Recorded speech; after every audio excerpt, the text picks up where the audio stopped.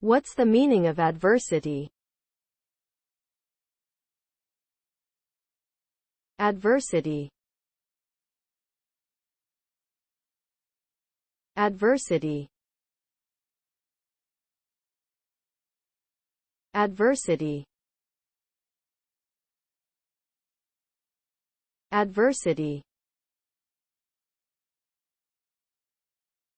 Adversity.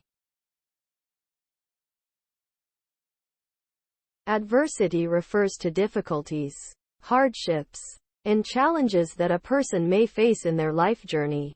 These adversities can take various forms such as financial instability, health challenges, relationship troubles, or personal setbacks. They often pose significant obstacles that test an individual's resilience, patience, and determination. In some cases, adversity can lead to personal growth, increased self-awareness, and the development of new skills.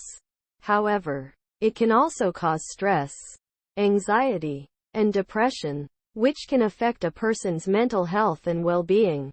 Overall, overcoming adversity requires persistence, courage, and a positive mindset.